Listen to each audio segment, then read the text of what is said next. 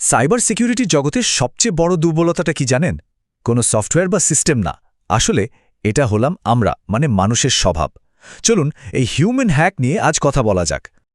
Social engineering জিনিসটা কি সেটা বোঝার আগে একটা অদ্ভুত ব্যাপার দেখতে হবে। আমরা আসলে কতটা সহজে নিজেদের গোপন তথ্য অন্যকে দিয়ে দিই। আর সত্যি বলতে ব্যাপারটা আমাদের কল্পনারও বাইরে। যেমন ধরুন, একটা টিভি শোতে কি করা হলো, তারা রাস্তায় লোকজনকে থামিয়ে সোজাসুজি তাদের পাসওয়ার্ড জিজ্ঞেস করে বসল। ভাবা যায়? আর সবচেয়ে অবাক করার মতো ব্যাপার কি জানেন? অনেকেই কিন্তু পাসওয়ার্ডটা সত্যি সত্যি বলে দিয়েছিল। কেউ বলল তার পোষা কুকুরের নাম, কেউ বা নিজের জন্মদিন, মানে কোনো কিছু না ভেবেই। এইটা থেকেই বোঝা যায় আমরা মানুষকে কতটা সহজে বিশ্বাস করি। কিন্তু এই বিশ্বাসই কি আমাদের সবচেয়ে বড় বিপদ ডেকে আনছে? তো মানুষের এই বিশ্বাসকে কাজে লাগিয়ে যে প্রতারণা করা হয়, সেটার কিন্তু একটা গালভরা নাম আছে। এটা কোনো সাধারণ ২ নম্বরই না, বরং এর পেছনে একটা পুরো দস্তুর কৌশল কাজ করে। আচ্ছা, টেকনিক্যালি যদি বলি, সোশ্যাল ইঞ্জিনিয়ারিং মানে হলো কাউকে এমনভাবে বোকা বানানো যাতে সে নিজের গোপন তথ্য, যেমন ধরুন পাসওয়ার্ড, আপনার হাতে তুলে দেয়, আর তারপর সেই তথ্য ব্যবহার করে তার সিস্টেম বা নেটওয়ার্কে অ্যাটাক করা হয়। সোজা কথায়, এটা আসলে কোনো টেকনিক্যাল হ্যাকিং না, এটা পুরোটাই একটা সাইকোলজিক্যাল গেম। এজন্যই তো এটাকে হিউম্যান হ্যাকিং বলা হয়। আর নামটা কিন্তু একদম পারফেক্ট, কারণ এখানে টার্গেট কোনো কম্পিউটার বা সফটওয়্যার না, টার্গেট হলো মানুষের মন, আমাদের সাইকোলজি। এই হ্যাকাররা আমাদের মনের কিছু নির্দিষ্ট বোতাম টিপে দেয়। কোনগুলো? যেমন খুব তাড়া আছে দেখানো, ভয় পাইয়ে দেওয়া, মায়া লাগানো, লোভ দেখানো, বা আমাদের কৌতূহলকে উস্কে দেওয়া, এমনকি সাহায্য করার যে ইচ্ছা সেটাকেও তারা কাজে লাগায়। এর ফলে কি হয়?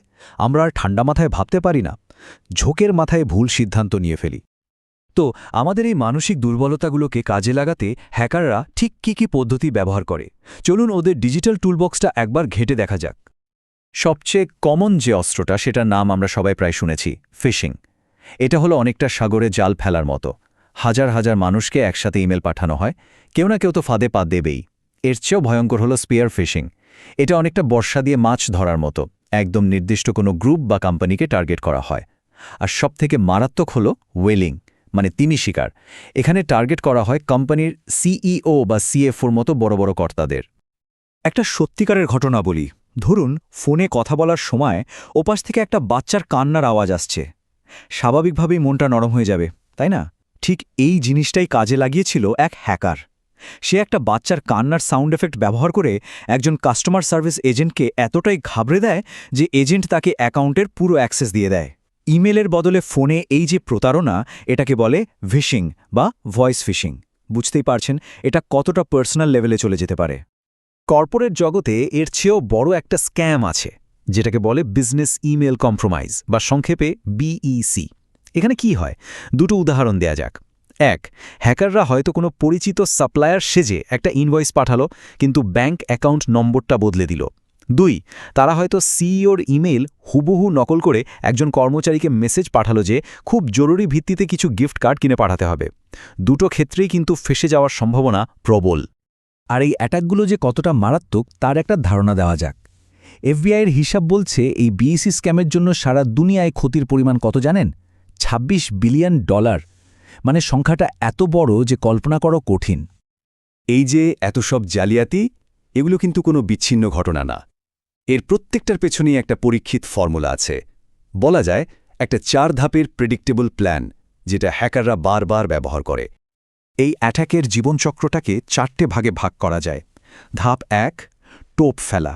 মানে হ্যাকাররা প্রথমে অনলাইনে আপনার ব্যাপারে রিসার্চ করে, যাতে তাদের বিশ্বাসযোগ্য মনে হয়। ধাপ ২, হুক করা বা ফাঁদে ফেলা। একটা বিশ্বাসযোগ্য গল্প সাজিয়ে তারা আপনাকে জড়ানোর চেষ্টা করে, হয়তো খুব জরুরি কিছু বা ইমোশনাল কিছু বলে। ধাপ ৩, আসল আক্রমণ।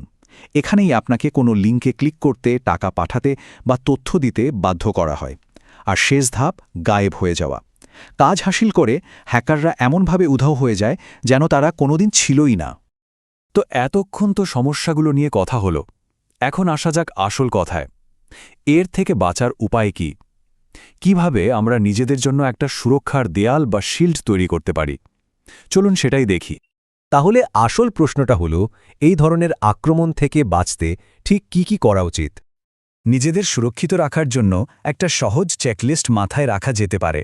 যেমন সবসময় মাল্টিফ্যাক্টর অথেন্টিকেশন বা এমএফএ অন রাখা। কোনো জরুরি অনুরোধ, বিশেষ করে টাকা পয়সা সংক্রান্ত এলে অন্য কোনো পরিচিত নম্বরে ফোন করে ব্যাপারটা যাচাই করে নেওয়া। কোনো ইমেল বা মেসেজে লিঙ্ক থাকলে ক্লিক করার আগে মাউসটা ওটার উপর নিয়ে গিয়ে দেখে নেওয়া যে লিঙ্কটা আসলে কোথায় যাচ্ছে।